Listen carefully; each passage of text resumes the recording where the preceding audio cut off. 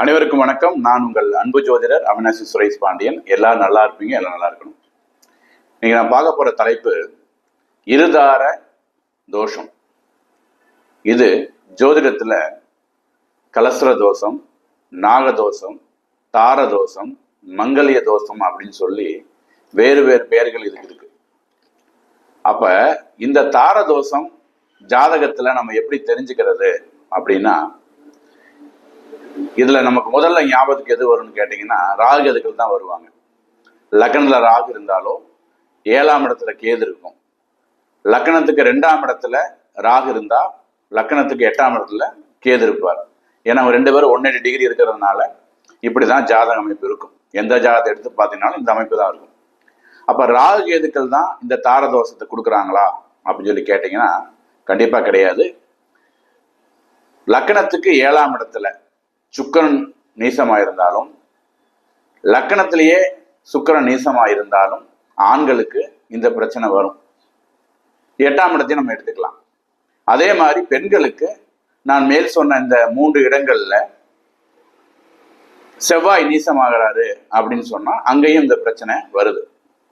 அப்ப இது ராகு கேதுக்கள்னால மட்டும் இந்த தாரதோஷம் ஏற்படுறது இல்லை அப்படிங்கிறது தான் உண்மை. 2ஆம் இடம் லக்கணம், 7ஆம் இடம், 8ஆம் இடம், இந்த 4 வீட்டுல இருக்கக்கூடிய கிரகங்கள் நீசமாகறாங்க அப்படின்னு சொன்னா ஏதோ ஒரு வகையில அந்த திருமணத்துல குழப்பம் ஏற்படுது அப்படிங்கிறது தான் உண்மை. என்ன ஒரு கூடுதல் தகவல் அப்படின்னா, அந்த தசைகள் நடக்கணும்.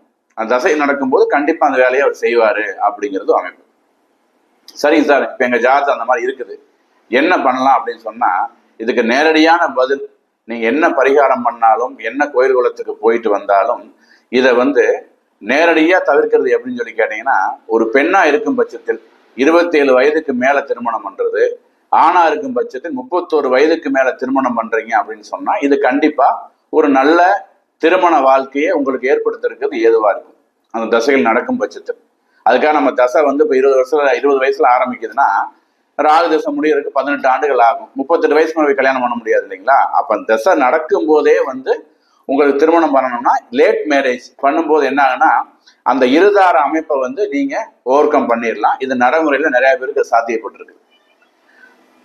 மேற்சொன்ன அந்த தாரதோஷம் அப்படிங்கிறது ராகு கேதுகளை பத்தி பேசிட்டோம், சூரியனும் சுக்கிரனை பத்தி பேசிட்டோம். அது மட்டும் இல்லாம கால புருஷனுக்கு 7ஆம் வீடான, அதாவது மேசத்திலிருந்து கவுண்ட் பண்ணிட்டு வந்தீங்கன்னா காலபுருஷனுக்கு 7வது வீடு அப்படிங்கிறது பாத்தீங்கன்னா துலாம் வீடு.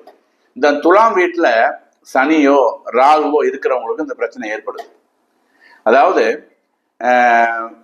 இந்த இடத்துல நீங்க கேட்கலாம், சார் இந்த இடத்துல சனி உச்சமா தான் இருக்கிறாரு, அப்ப நல்ல பலனை கொடுப்பாரு அப்படின்னா, அந்த ஸ்தானம்ங்கிறது கலஸ்திர புருஷனுக்கு 7ஆம் வீடு.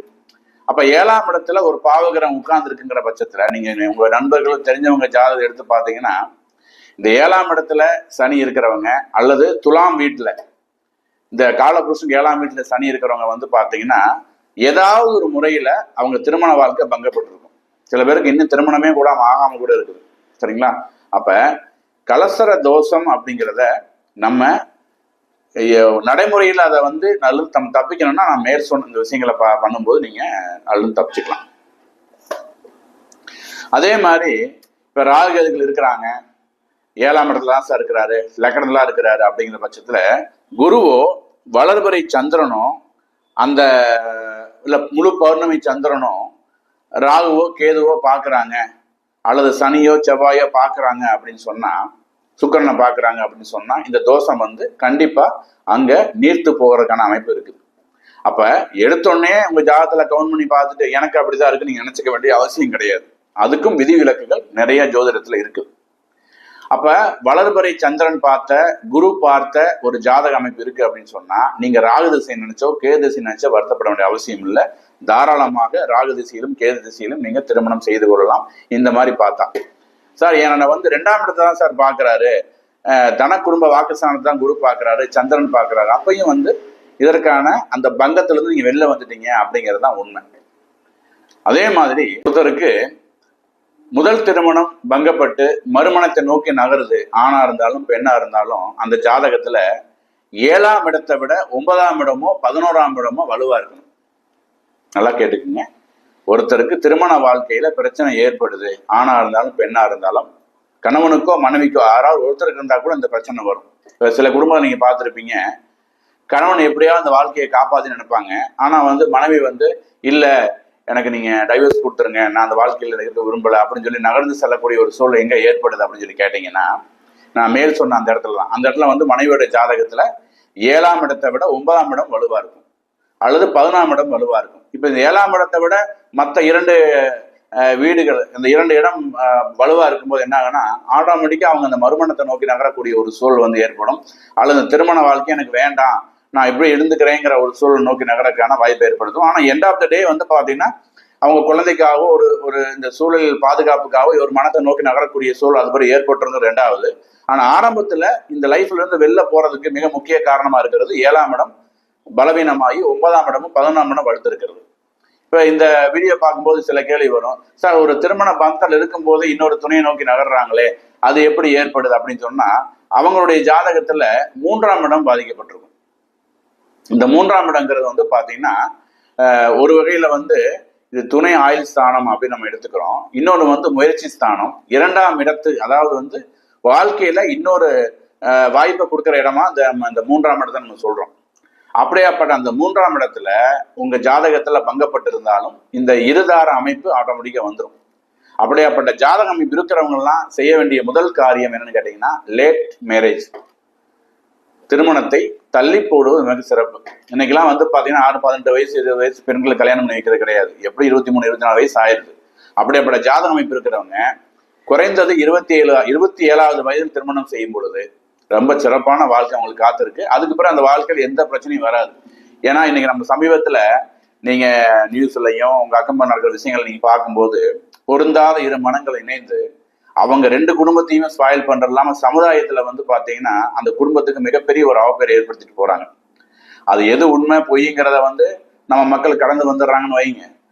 ஏன்னா அந்த கேஸ் அதுக்கப்புறம் ஒரு வாரம் 10 நாள் பரபரப்பா பேசப்படும். அதற்கு பிறகு இன்னொரு பிரச்சனை நோக்கி மனிதர்கள் நடந்துருவாங்க. எப்பயுமே எந்த ஒரு செய்தியும் தனக்கு நடக்கிற வரைக்கும் தான் அது இருக்கும். மற்றபடி செய்தியா கடந்து போறதுதான் மனிதனோட இயல்பு.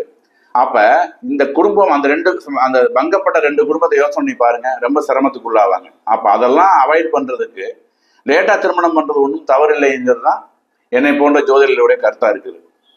சரிங்க சார், இப்ப அந்த மாதிரி ஆயிடுச்சு, திருமணம் பண்ணிட்டோம், இப்ப நாங்க போய் அந்த வாழ்க்கையை நாங்க காப்பாத்திக்கிறதுக்கு என்ன பண்ணலாம் அப்படிங்கிற கேள்வி உங்களுக்குள்ள வரும். அதுக்கு நம்ம என்ன பண்ணலாங்கிறதையும் நான் இந்த வீடியோல நான் சொல்றேன்.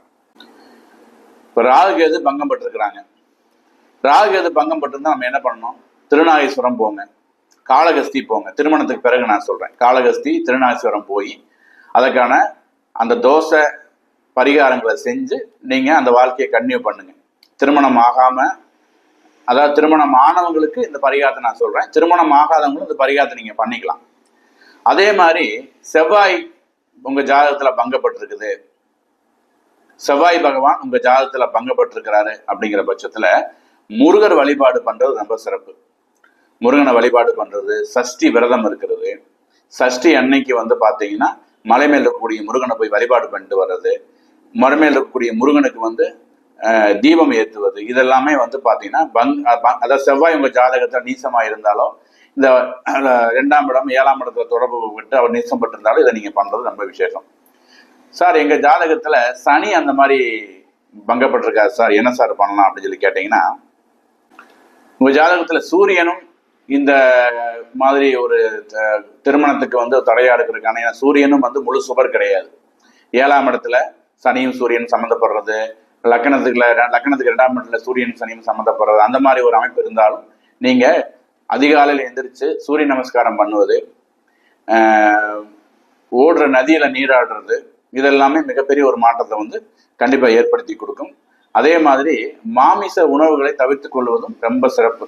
இந்த காலகட்டங்கள்ல மாமிச உணவை தவிர்த்து, அதாவது ஞாயிற்றுக்கிழமை சூரிய நமஸ்காரம் பண்ணுங்க, ஞாயிற்றுக்கிழமையும் சூரிய நமஸ்காரம் பண்ணுங்க. அன்னைக்கு இந்த மாமிச உணவுகளை தவிர்த்து சூரியனை மனதார பிரார்த்தனை பண்றது, கோதுமை பதார்த்தங்களை செய்து எளியோருக்கு கொடுக்கறது, இதெல்லாம் பண்ணும்போது இந்த குருவுடைய பார்வை இருக்குங்கிற பட்சத்துல இது தேவையில்லை. சூரியனை குரு பார்க்கறாருன்னா தேவையில்லை. குருவோட பார்வை இல்லாத பட்சத்துல இந்த சூரியனுக்காக நீங்க பண்ணும்போது அது மிகப்பெரிய ஒரு நல்ல ஒரு திருமண வாழ்க்கையை உங்களுக்கு ஏற்படுத்தி கொடுக்கும்.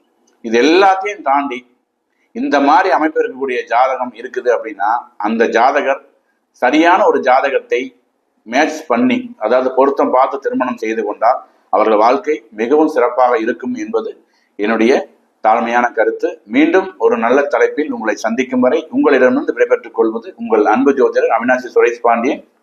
வாழ்க வளமுடன்.